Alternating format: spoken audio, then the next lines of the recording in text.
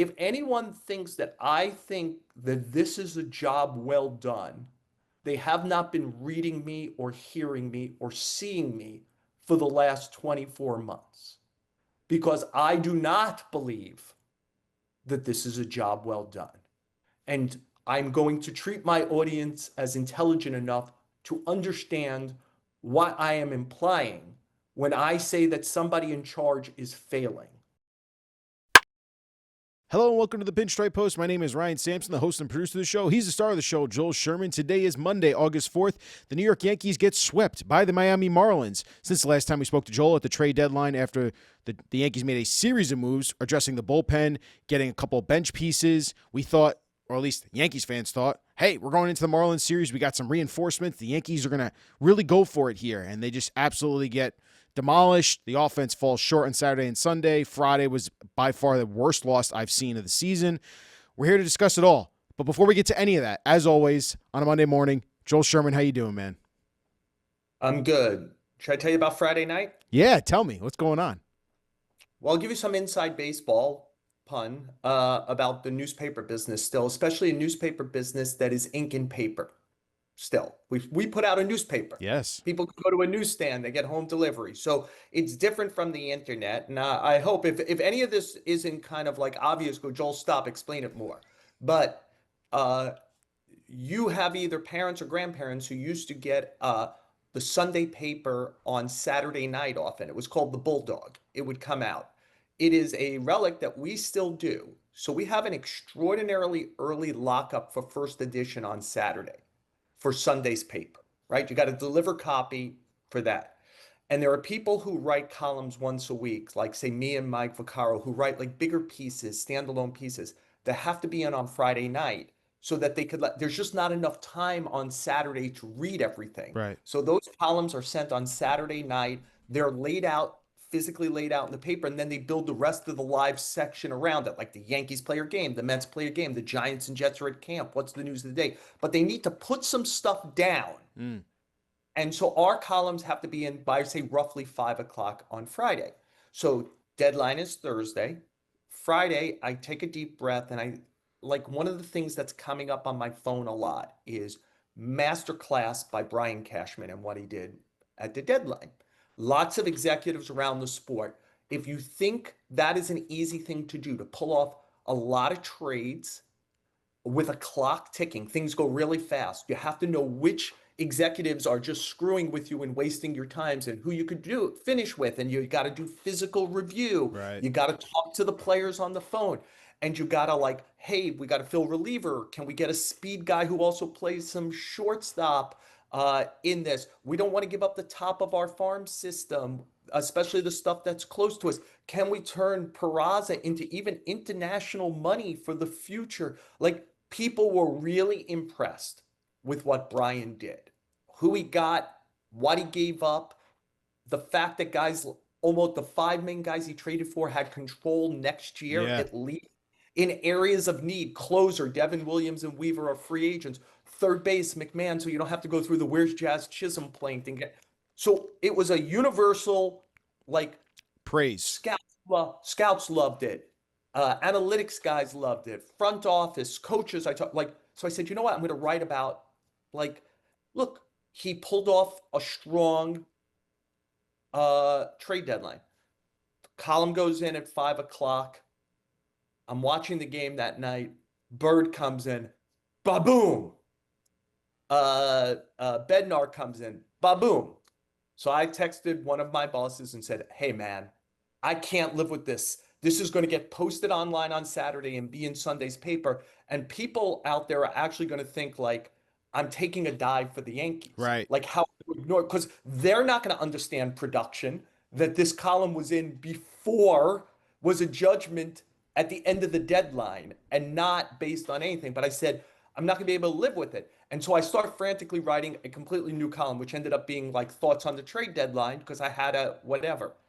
Well, then the Yankees go ahead because Caballero steals second and McMahon gets the hit. So I tell my office, look, if Duvall comes in and goes 1, 2, 3, or at least gets out in the ninth, I could salvage the original column without looking like a toady, right? Like I could say Bednar and Bird come from small markets, maybe they'll get it together. But these other three guys, look what they did. So why? And here's what the executives from other teams think. Well, of course, Duvall comes in and gives it up. So I ended up writing till 1 o'clock in the morning that night on what I thought was going to be an easy day. But like when you're still putting ink on paper and you have a deadline and you have a atmosphere now where it's like if you wrote something positive about Brian Cashman in general, but certainly when the day one it goes wrong, everyone's going to say, well, you must be on the payroll. Why didn't he just write it? Because nobody's actually going to understand how the wheel works. Right. And I can't go door to door knocking. Hey, just so you understand. So I ended up in this writing something completely different. Stuff I had in my head about the deadline, but now it was a completely different thing. And the strange thing is, look, this deadline might go completely wrong for the Yankees. The first look at the relief pitchers in particular was atrocious. And maybe these guys are all going to be Jay Watasic and Mark Wohlers, who were like big arm guys who blew up on the Yankees in '01 and were one of the big reasons they didn't win the World Series that year. But just so Yankee fans know, the industry thought they did great at the deadline. And by the way, I don't love when they trade for guys who've never played big games like Mm. Bednar and Bird, but that was true about McMahon also. It's been true about other guys who have succeeded here. Some guys are Joey Gallo, some guys are not. And like, so I just, we're going to probably spend our time here killing this franchise. Yeah. I get it. They're in a bad place. I will say that the industry, not me, though I agree with them, the industry thought they had a great deadline. And I had a column that was going to reflect what the industry said, but like what happened on Friday night in Miami forced me to pull the column at the last second because it just would have looked ridiculous. So Understandably so. sorry, that was a long No, story no, about my. it's understandably so of why you'd want to pull that. And credit to you for one being up and watching the slop, and then two saying I gotta fix this because this is gonna look bad on me. And three, listen, we talked about it on this very show on Thursday after the deadline. We praised Brian Cashman. We gave him his flowers and said, hey, credit to him. He was aggressive, got players under control, guys that they could address the bullpen, which was the biggest weakness on this team. We talked about potentially they didn't get a starter, but the market wasn't developed there, but they got a lot of bench pieces. So we felt like we were just discussing this. We felt the Yankees were going in a better direction now. They are built better for this stretch run here. Lo and behold, we get into Friday, and that's when that disaster happens. Then Saturday, and then Sunday, and now they got swept for the first time ever by the Miami Marlins. So, Joel, not only once, but twice or three times, we saw play after play after play, continuous moments of what the hell was that? That's me, my reaction watching it. I'm sure you have a similar reaction when you're watching it. And then you start questioning, why is it happening? How did it happen? What is the manager going to say after the game? What is the player going to say after the game? I want to focus on the Jazz Chisholm play, which can never happen, and something that happens in Little League. But for you, Joel, in the sense of now this has been multiple years where this team fundamentally doesn't hold itself in check and continues to make dumb mistakes on the field, and it's costing them games, do you get a sense that this is more on Aaron Boone and his entire coaching staff are just not getting the right message across to these players and not holding them accountable for the mistakes they're making and fixing them? Or is this simply on the players need to be better, they need to be more accountable themselves, and maybe they're just not smart enough baseball-wise to recognize I need to run the bases better. I need to be making sure the trail runner isn't advancing a second. I need to make sure in the situational awareness how many friggin' outs there are in a game like Austin Wells. Who is the more responsible party in this? Yeah, I think there's a lot of the pie to go around and cut up. I really think this is an ownership down problem, an ownership, a GM, a manager, a coaching staff, a player development, a player issue. Um, and as you know, Ryan, we've done this show for multiple years now. I was, if there's been one through line on this show, I was talking about this when it was not an issue publicly last year in June, July, and I was like, they do not play baseball well. They do not technically play baseball well, and it will kill them. And of course, it killed them in the World Series, maybe cost them a championship. And so I think it's not an easy answer, Right. except for to say whether you're running an offense, being a mom or dad, or running a baseball operation, you are what you emphasize. Can't tell your children, hey, read every day if you don't read to them when they're little boys or girls. I have boys, I guess I just flipped right to what I have. Like if you don't read to them at bedtime, they're probably not going to love reading. Right. Like you have to say this is important in your own way and then demonstrate it by putting in the time and the effort to do that. Hey, like if you're not saying every day, like your room needs to be tidy, like so you could find things and you don't have food. Like it's an everyday thing. If you're running an office, if you say, hey, being on time isn't negotiable. You can't work here. We open the place at 9. Everyone's got to be here at 8:45. If you're not, you can't. So to me, it's like I have a question about what Hal Steinbrenner is tolerating, what Brian Cashman's tolerating, what um, Aaron Boone is tolerating, what Kevin Reese, who runs the minor league system, is tolerating.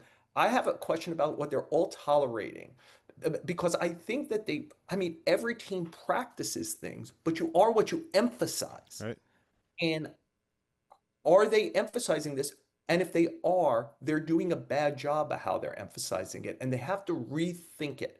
And I keep feeling like they come to an answer and then work back to excuse things.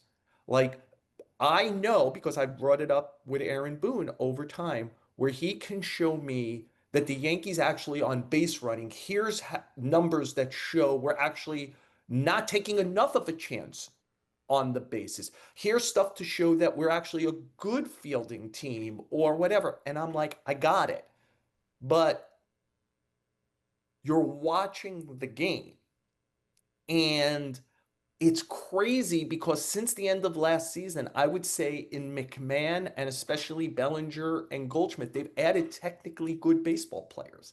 And yet the stuff still happens. So then you go to the stuff that's happening, it's happening to about the same group of players all the Yeah. time.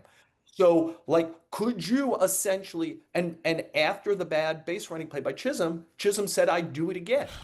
So like could you literally stand in front of Jazz Chisholm and say 100 times the right thing to do on the play? And on time number 101, when he actually has to do it, would he mess it up?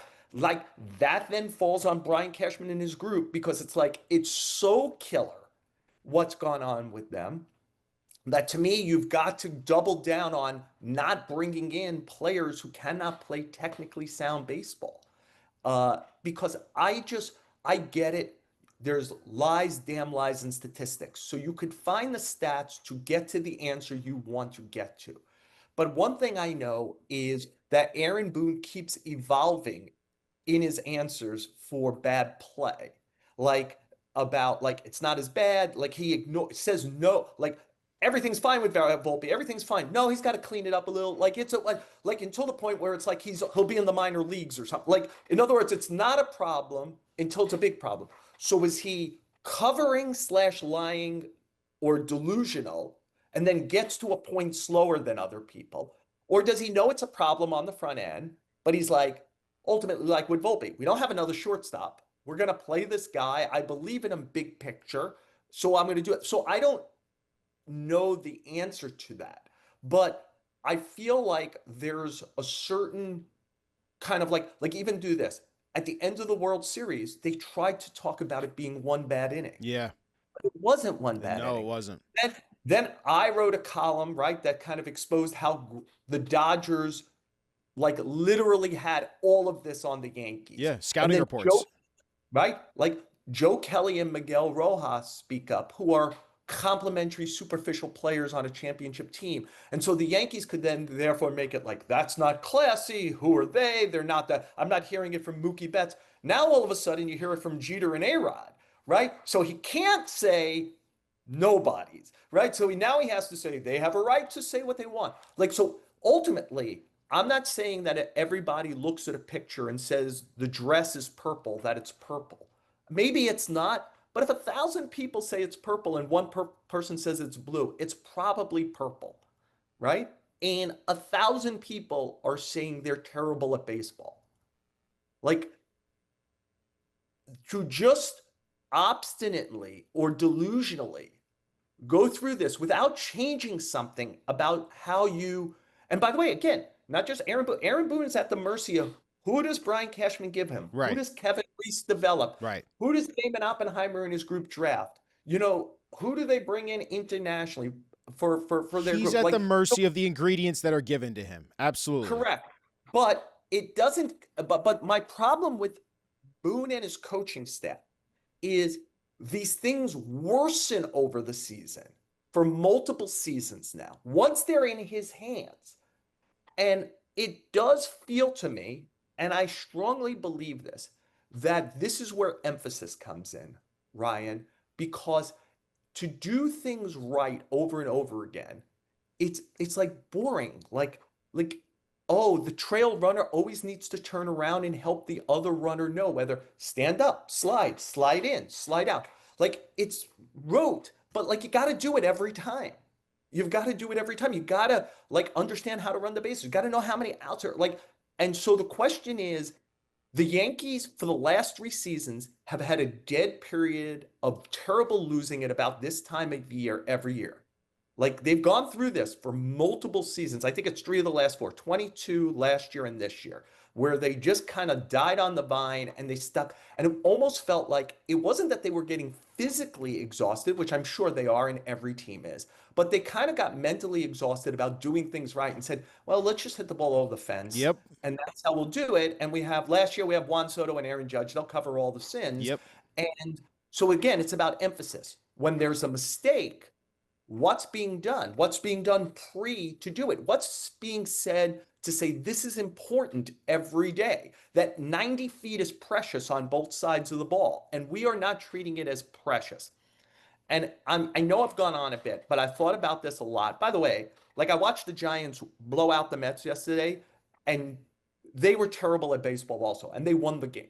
Like, they had a ball skitter through 2 relay guys. They made mistakes on the bases. Like, baseball's played poorly all around, but the Yankees are the Yankees. They've got the most championships. They're spending $300 million. They got stars. They have a chance potentially to win a World Series. So, like, even when Aaron Boone plays the comparison game, well, we're better. Well, don't hold yourself to your standard. This can't be good enough to the grandson, son, brother, and himself a major leaguer. This can't be good enough for Aaron Boone, right? Like, where he's watching this in his baseball soul. So I think have to do it. And the last thing, and I'm sorry, Ryan, because I thought about it a lot yesterday, which is when you do things correctly and with energy, the most important thing you could do in baseball, certainly offensively, but in general, is hit a home run.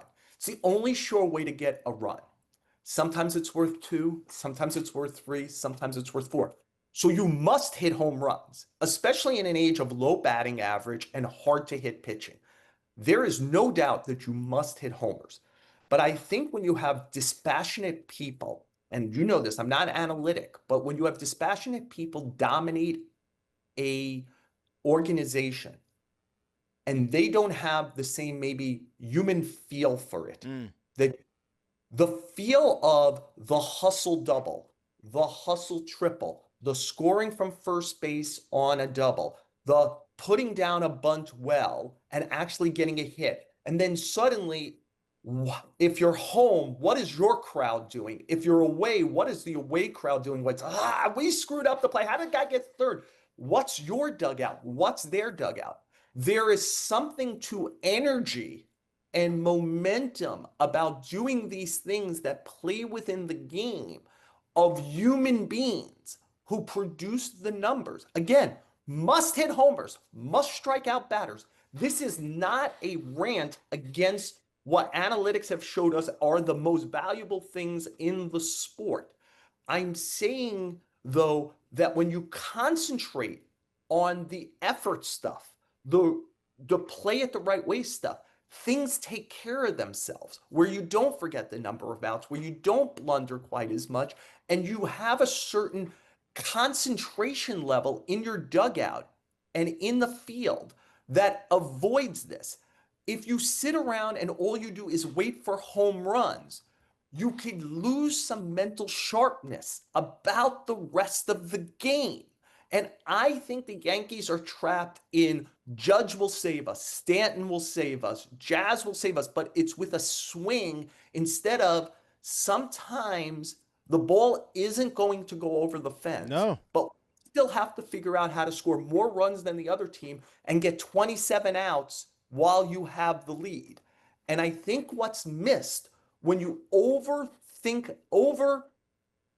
indulge the homer as the only totem that you care about to the level, disproportionate level of everything else, while understanding it is the most important thing. But that doesn't mean everything else is unimportant. It is vital that you play well. And I feel like if you're not on top of that, you lose a sharpness that leads to these problems. And I think the Yankees, while waiting around and saying Judge will save us, last year Soto will save us, Stanton will, that they lose a sharpness that pervades their game. So I went on a long time, but it's just something I've been thinking about a lot. I think it's an interesting way to look at it about the overemphasis of hitting a home run and how that can save their offense.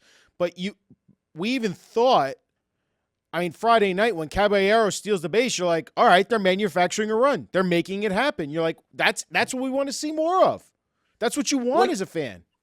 Like, did the Yankees forget or Jazz Chisholm forget for 6 weeks that he could steal a base? Like, I just don't know how that happens.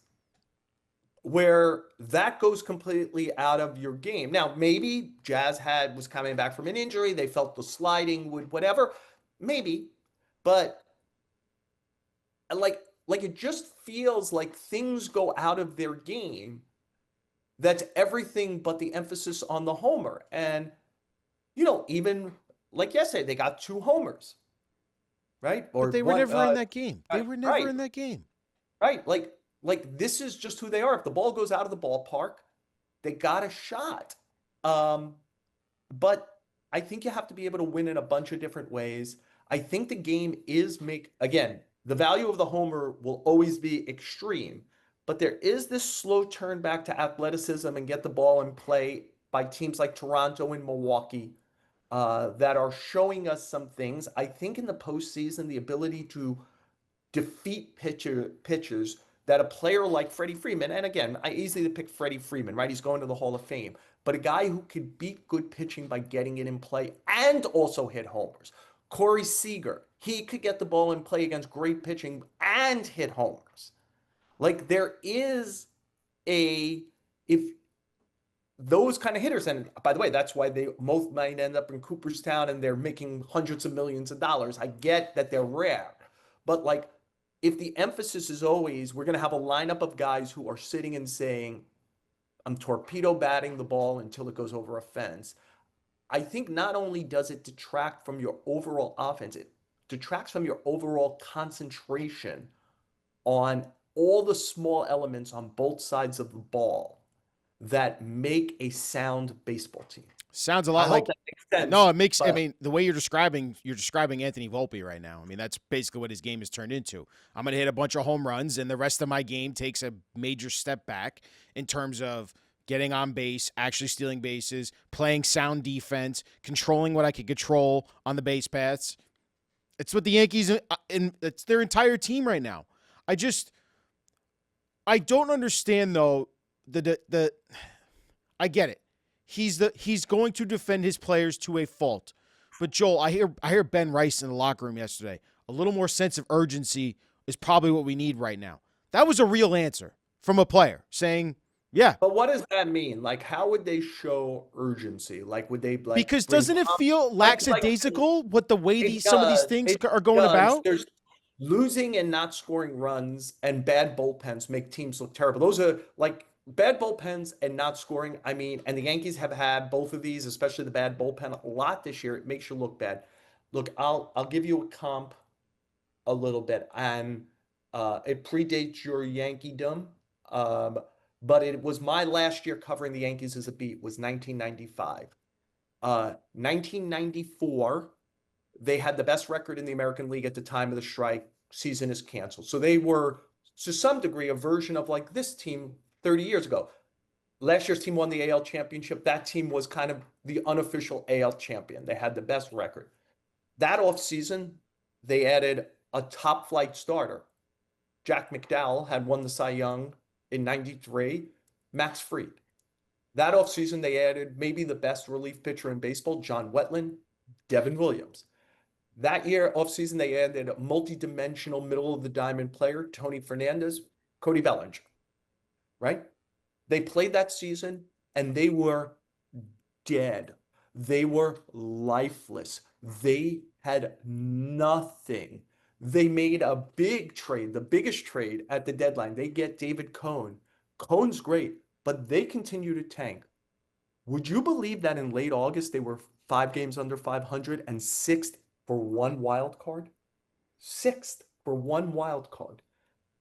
And they pulled it together down the stretch. They had the second best September in the history of the franchise, and they got in the playoffs by 1 game. I'm not saying history is repeating itself, but I know that that team, which was loaded with talent, right? That September was that year was the first year of all 4 of the core 4 guys. The only guy who was a big-time contributor on that team was Pettit, who in some ways was like Will Warren in that he went in the rotation at the beginning of the season. They weren't sure if he'd be in it. And he was the guy through all injuries and stuff, just stuck the whole year. He had a better year. He finished third for Rookie of the Year. He was really good that year, better than Warren. But just like in the, hey, we weren't expecting much, and he ended up being the guy every 5 days who was there, right? Bernie Williams, that September, became a star. He went from a good player to moved up the lineup. They put him into the 2-hole between Boggs and O'Neill. The offense went crazy in September. The starting pitching pitched great, and they made it. It's just a way of saying I have some experience of watching a Yankee team with great expectation and great additions. It's lost to time. Nobody will believe it and say, nah, this is worse. I'm telling you, we were writing, they lose a game they lost 8 in a row at some point in August and 9 out of 10. The 9th of the 10 was a home game against Kansas City, which drops them, I think, to 5 under at that time of year. Late August in a 144-game season. The season starts late because the labor stuff didn't end until late April. And the stadium, only about 20,000 there that night, not like these Yankees, booed from the first inning to the 9th inning. And I'm telling you, we were all writing, and every fan thought, underachieving, underperforming bums, no energy. And guys were talking all the time about urgency and stuff. And can I try to just find this really quickly here? Yeah, I think it's fascinating. And I said, so Aaron Boone said, we haven't played well and things don't look great, but we still have an opportunity. I think it's unrealistic. I think it's realistic to think we can make things happen. We're not folding up, right? Aaron Boone? No, that's what Don Mattingly said 30 years ago when they fell 5 games under 500, right? So I went back and looked. So like Don Mattingly said a very Aaron Boone thing, feeling what it was at that time. In some ways, I don't know what Aaron Boone is supposed to say. He has to try to believe that this is going to get better. It's not in his personality to start calling guys out. And I think it's a different era. I think if you call players out, the bigger issue is what we don't know. Is he holding players accountable behind the scenes? That's what we want to know. That's the bigger thing. And if he is, I feel like he's not reaching them. That's what I'm saying. So the messaging is not reading with these guys. But I'm telling you, that's what people were saying about Buck Showalter in 95. Buck's been here for 4 years. They're tuned him out. They're not listening to him. Kind of thing. But they did let Buck go after that year, though, Joel. But they rallied to make the playoffs for the first time in 14 years. Right? They had to make the playoffs in 14 years, Ryan. And the manager got them to rally in September. And they played, and look, they hit a hot Seattle team, and Stick Michael, who was a great general manager, who got Cone, the Yankee bullpen in 95, whatever you think of this group, sucked at a level that's hard to explain. And because Stick, who was a great GM, great Hall of Fame level GM, didn't get a bullpen to or guy to he needed in 95 that would have allowed them to maybe win that kind of series and survive the end of the year better. Their starters had to pitch so many innings back when you let them do it. They were all blown out by the postseason, and they didn't have a bullpen. And Buck didn't understand that Mariano Rivera was the bullpen.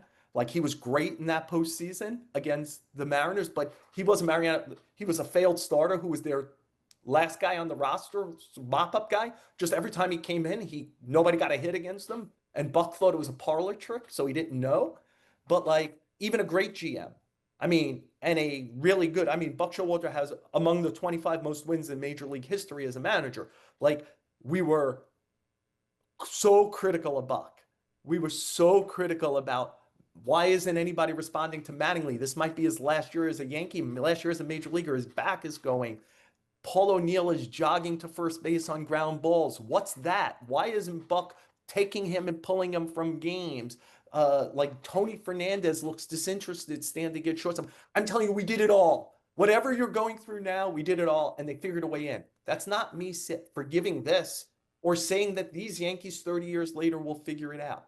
It's just to say that when you look bad, you look terrible. Right. And you grasp for things.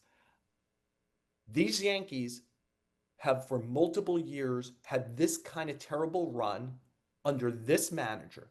This has been multiple years for me of watching technical baseball played poorly. I think there is and should be a great burden on Aaron Boone and his coaches to find an avenue that the players hear, whether that's tickling them or punching them or sweet talking them or yelling at them or having more film sessions or more on the field stuff. Or, like, to me, again, it's about emphasis. What does a first base coach do? He's mainly could just be sitting there filing his nails for most of the 3 hours of a baseball game. But therefore, if you know you're dealing with a team that isn't too bright about baseball, maybe you have to say to Jazz Chisholm. But by the way, Jazz said he was aware, and I guess the Xavier Edwards had done this thing before. Yes, he has. Where he lets the ball drop and exchanges the runner. Right. Did Jazz tell his manager and coaches, hey, if this happens, I'm going to do this? If he did some of them say, not worth the exchange? Like, Paul Goldschmidt can score on some stuff, whatever. Like, we don't want to risk this. Don't risk it. Like, if the ball, I know this whole thing, it's a spongy turf. He's going to be out at second base anyway if he drops it, right? Like, he's going to be out unless, like, it's an excuse, Joel. That's all it is. It's an excuse for the bad act. I get that's all it is. To me, again, I'll go back to what I offered before. What is your emphasis? Like, does Jazz Chisholm, if he has this in his head, know to share it with everyone and not just make it about, like, he's going to play this game with Xavier Edwards. Hey, we played together. Let's, like, see who's going to okie doke each other here.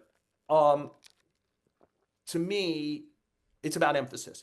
Is your first base coach, when a guy reaches the base, saying, look at me, 1 out? Like, that feels Little League. The Yankees deserve Little League at this point.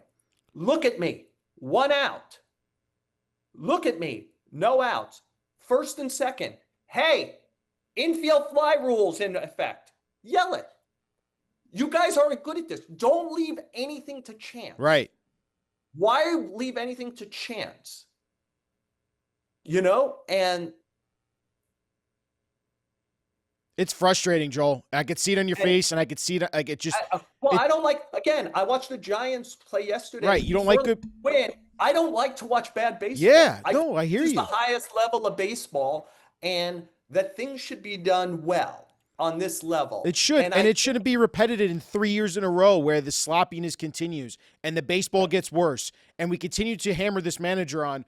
Why does your team continue to get worse as the season goes on? And he goes, listen, it's still in front of us. Okay, I hear you, Aaron. Like, the opportunity's still there in front of you. But there is a problem that's festering from internally here. And for some reason, this messaging is not working. And that's where I want to ask you, Joel, as the beat writer and the former beat writer and the current MLB columnist.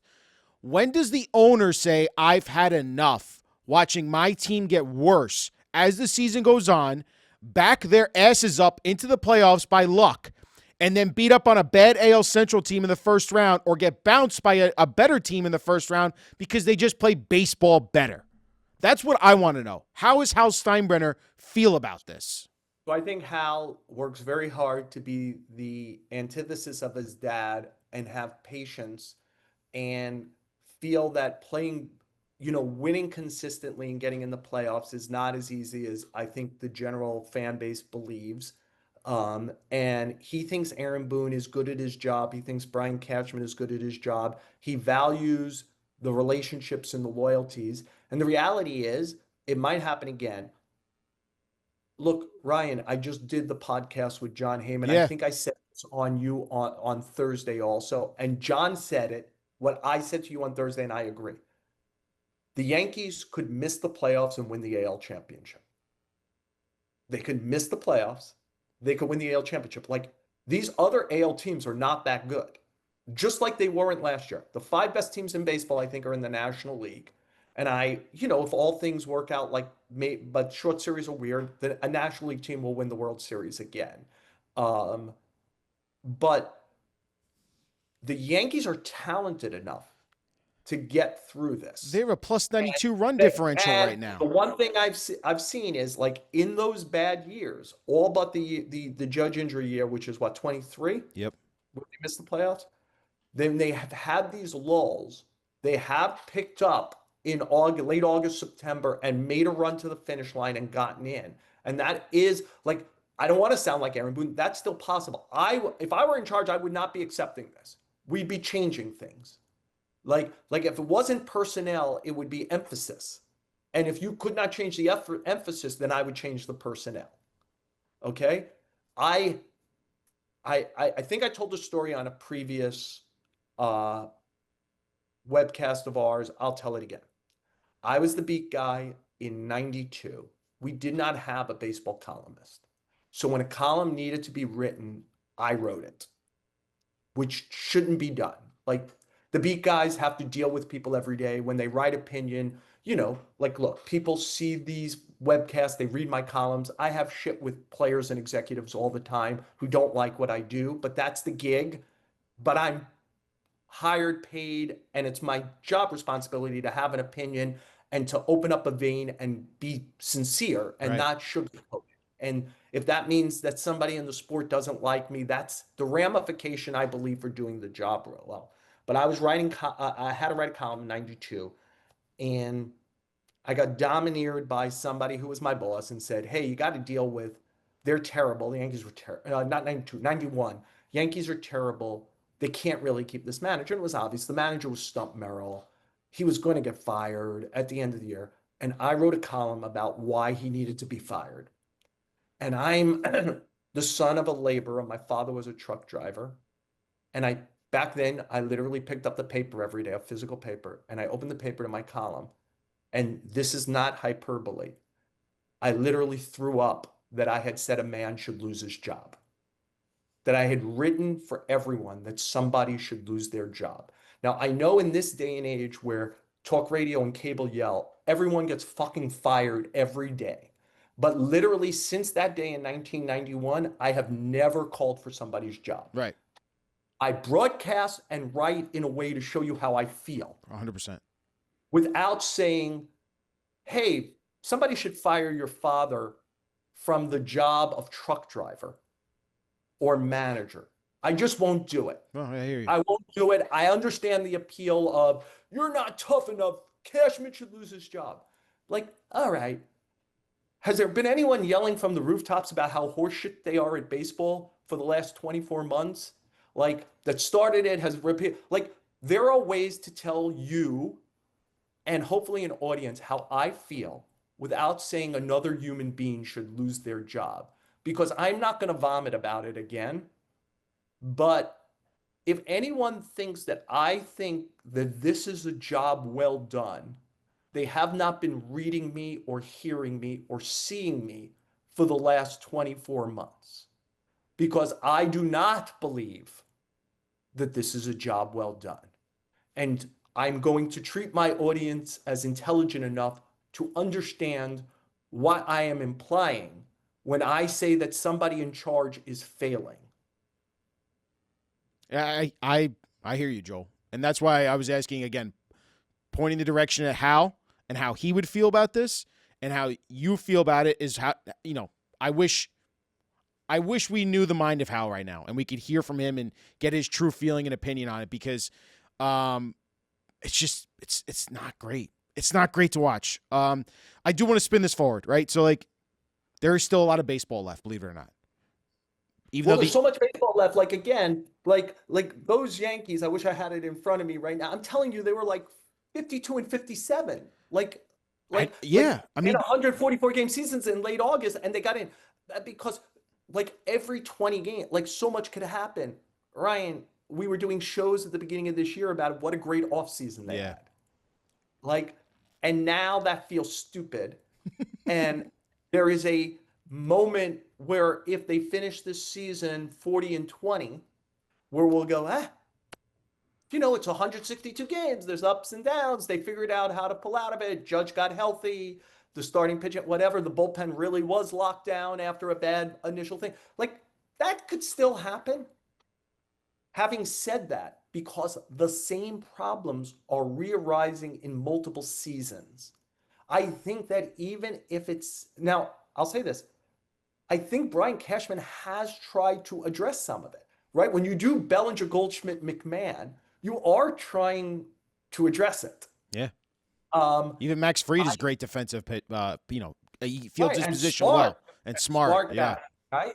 And like so to me, like like let's not say that they're not acknowledging it in any way, but it feels too slow. Yeah. And I just think that sometimes if you don't change the preacher, at least you have to change what they're preaching. Mm-hmm. And I feel very much that whatever is being preached from the minor leagues to the major leagues is something they have to change the wording, the tone, the emphasis, the seriousness of how important it is. How 90, I always go back to this, every 90 feet brings you closer to a win or a loss. It really does. And that's why a homer is so valuable. It gives you 490 feet in one swing. Like most baseball games are going to end 5-3. That's kind of the history of the sport. So every time you stop somebody from getting closer, or you do get closer yourself, you increase your odds to win the game.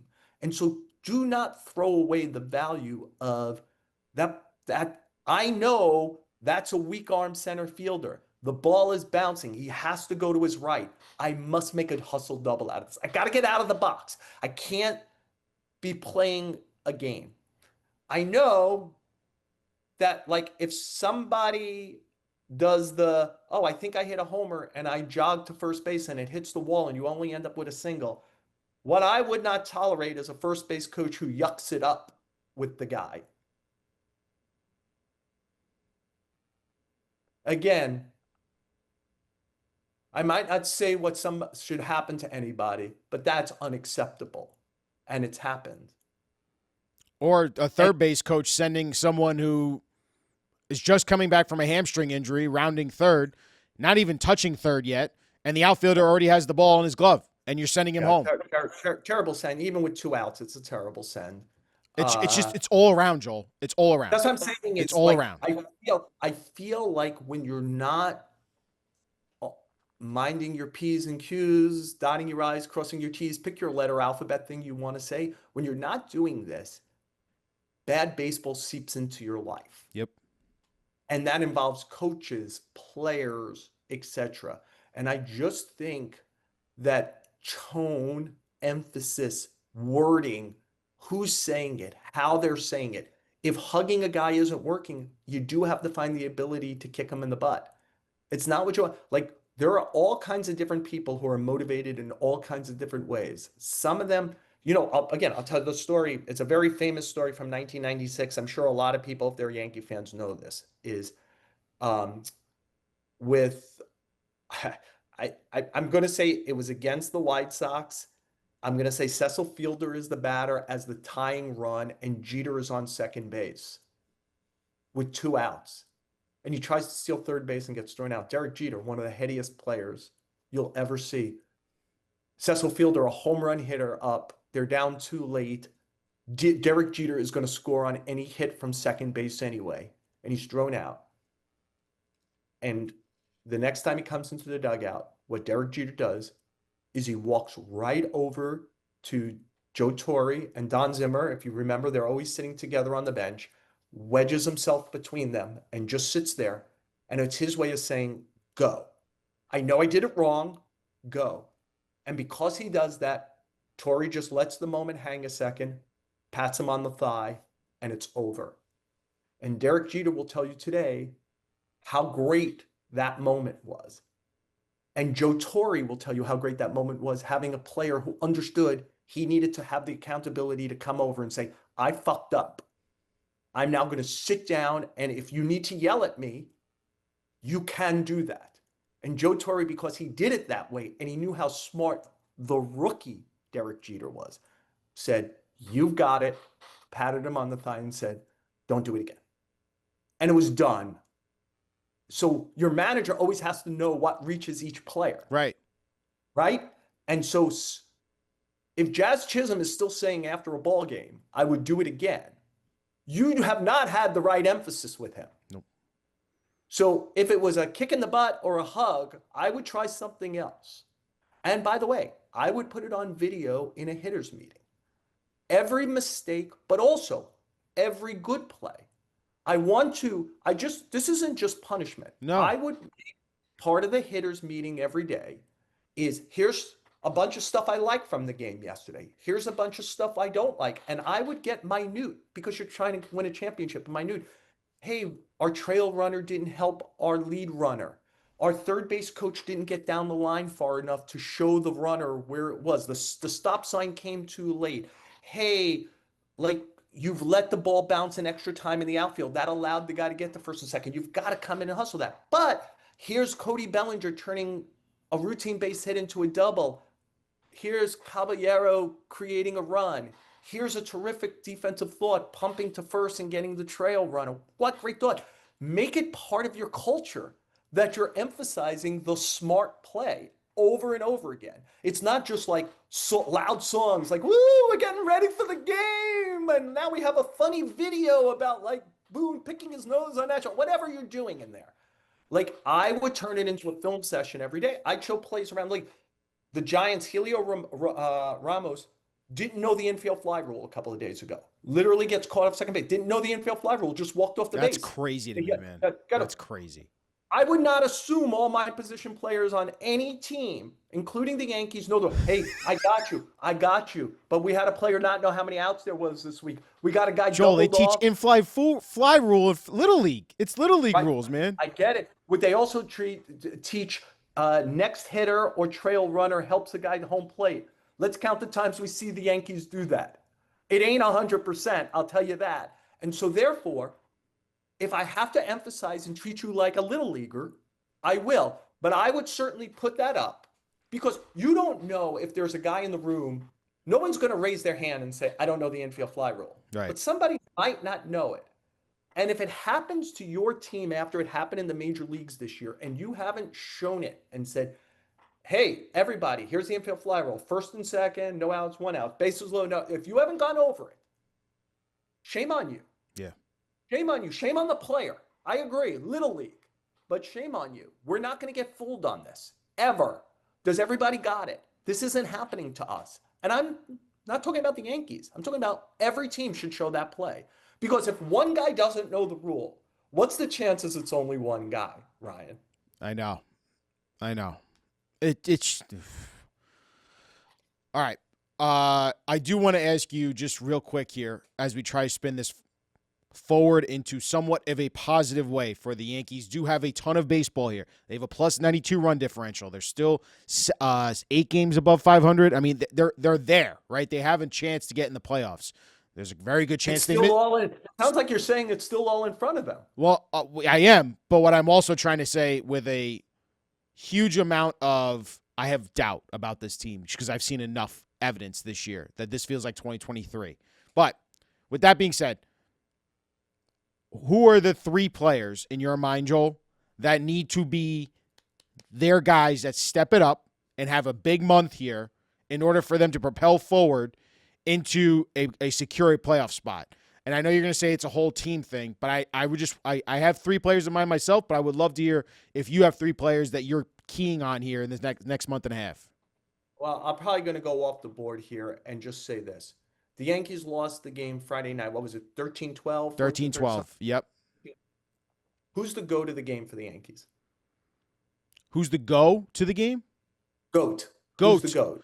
Uh, Not the greatest of all time, the other way. I would say it was probably McMahon, right? No, no, no. The GOAT being the worst, the guy you'd blame. Oh, I mean, Caballero, that ball in right field. You can't have it go into your glove. Yeah. They're probably losing the game at that point. To me, the go to the game is Carlos Rodon. Okay. They gave a 6-0 lead, a veteran pitcher, against a second division team. Throw the ball right down the middle. Last 6 innings or 7 innings. The fact that he had to throw 100+ pitches in 5 innings to barely survive because he couldn't throw the ball over the plate creates the runway that night for everything that happens afterwards. That should be an easy victory in which your starting pitcher, but again, you are what you emphasize. What if you spent your whole life and people didn't teach you? Pitch to the fucking scoreboard. Don't try to strike everyone out. We have a bunch of new relievers here. We'd like to put them into their first dip in the pool in the best situation possible. What are you doing? At least give up a solo homer before you try to get the next guy out by striking him out. You're 3-2 on everyone and you're throwing sliders. What are you doing? Where is the veteran pitching coach to walk out there and say, man, if you do not, you're Carlos Rodon, by the way, you can't throw the ball down the middle if you try. So just throw it down the middle and it will probably be a strike, and force these guys to beat you by swinging a bat. And if you don't last at least 6 and probably 7 tonight, I'm considering this a loss for you, even if we win. Carlos Rodon was the GOAT of that game. You have a 6-0 lead and you're walking leadoff hitters. You're walking second hitters. You're begging to allow a dead team back in the game.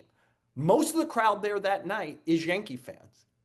And you allowed the Marlin fans to get into the game. You allowed the Marlins to get in that game.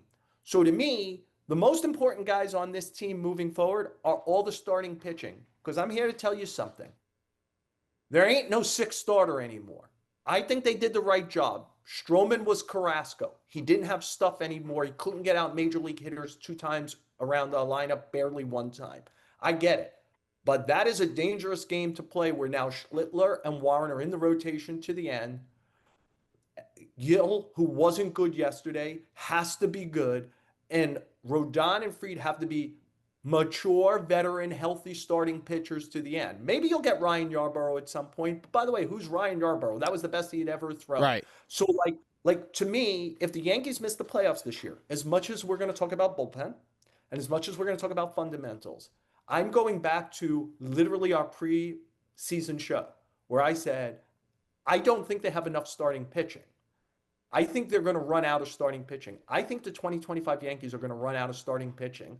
And that the one thing they should have done at the trade deadline is figure, I understand that they'd rather have the stuff guy than Charlie Morton or Merrill Kelly.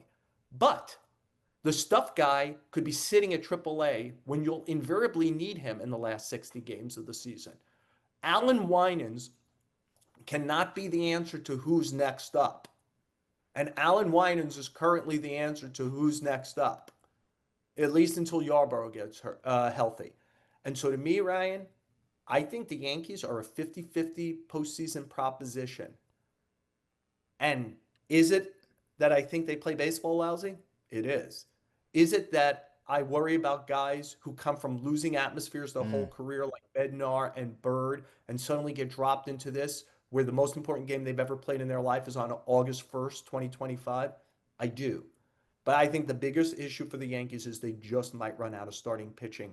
If like Hill isn't good enough, if Schlittler and Warren, like I'm surprised Warren hasn't completely hit the wall, but if they don't, if they hit He's the been wall, he's been if really good, Freed Warren, besides splits, those 3 starts. I yeah, mean, yeah, right. But we traditionally don't let rookies get through a whole season with 30 starts. He's going to have to get through a whole season with 30 starts. yeah. I mean, good for him. I think he's had a really important rookie season. Like important. It's not reflected in the numbers you have. This is why you really, again, have to watch the games to understand how valuable he's been. You have to understand the Yankee situation. If he doesn't make these 22, so whatever he's done so far, who does? Yeah, you could argue You he could tell was. me he got blown. He's given them a chance to win like in all but three starts. He was their eighth starter to begin spring training. Yeah, I That's mean, a great job by him. he stepped into basically what Clark Schmidt's role was last year. I mean, he Right. stepped into that role for them. The Yankees, I think, needed to add a veteran starter, not because Could it might JT have been Brubaker be that guy though? Could they? maybe. I mean, but you're going to try to stretch out that guy. Like it could be like the Yarborough situation where suddenly you say, okay, like we need to do a bullpen game today. We're opening with Brubaker and it's 2 or 3. Then it's next time it's 3 or 4. Then and but it's JT Brubaker. Like maybe. I mean, they waited for him to be the guy. And remember, you're now today's what, the third, fourth, whatever day it is. It's we're 4 weeks away from where you get an extra pitcher. You could go to a 14th pitcher in September, Right. but that's no way to like live your pennant life, hoping you get one more pitcher in 20 games from now. I really, if I was a Yankee fan running the Yankees, and even do in the job I'm sitting in now, where I'm unbiased whether I think they are in real playoff danger.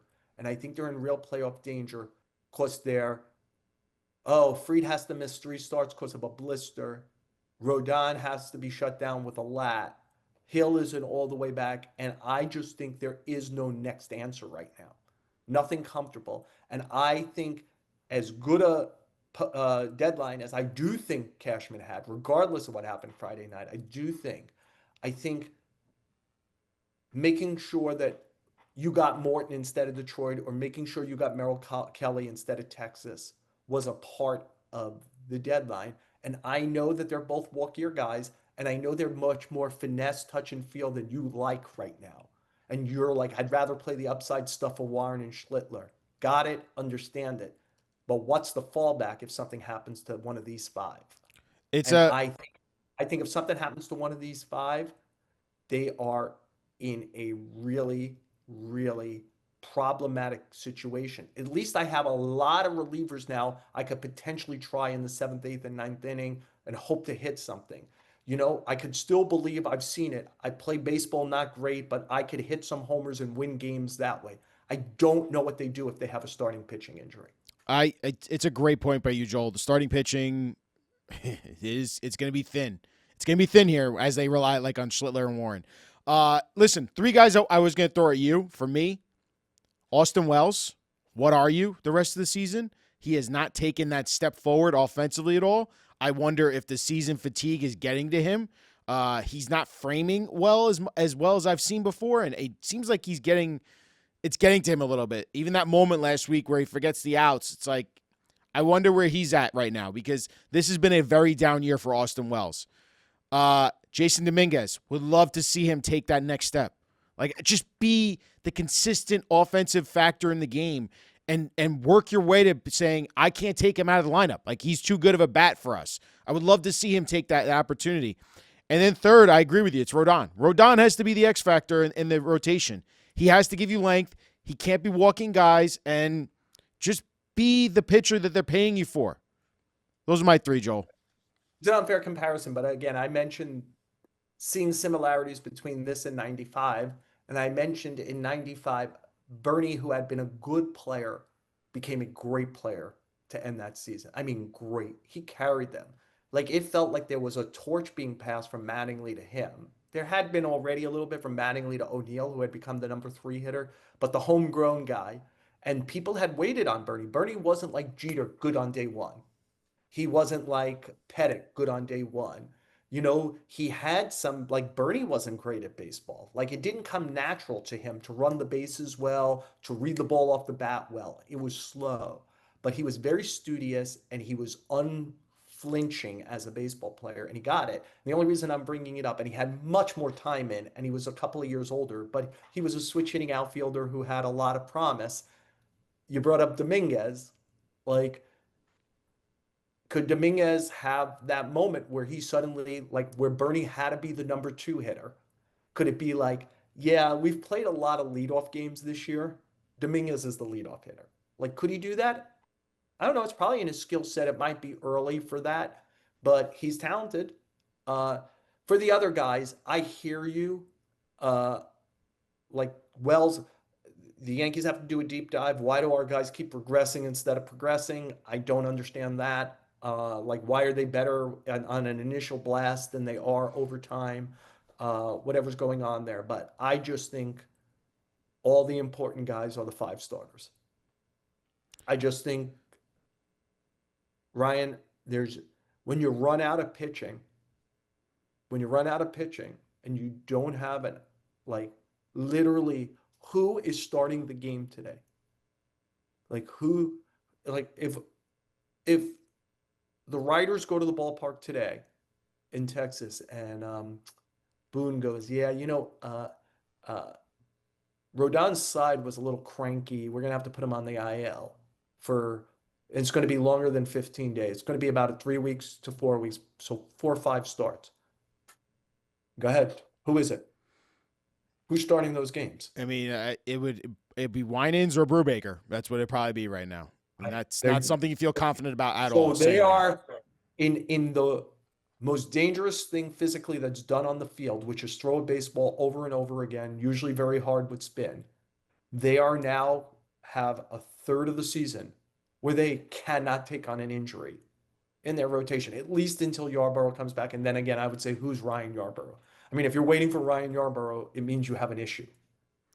Yeah. And so I think that I can't, like, if you told me today I had to say the Yankees are a playoff team or are not a playoff team, I still think there's something in the institution that gets them there with just enough to get in.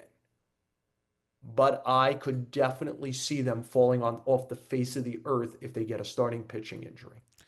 Yep. And then that'll be a fun episode that we talk about if they don't make the playoffs. Joel Sherman, we appreciate you as always, sir, for giving all your time, all your effort. Friday night obviously did not go unnoticed. Thursday night was a great episode for us. The fans appreciate you guys always coming back and watching this. Joel and I are going to continue to do this. This is what we love doing, talking baseball. Yankees, obviously, the focus on this show. And just, hit that like, hit that subscribe button on the New York Post Sports YouTube channel. And give us a comment on what you think on Joel said today about the Yankees and the current state that they're in right now. Joel Sherman, thank you, sir. All the best, Ryan.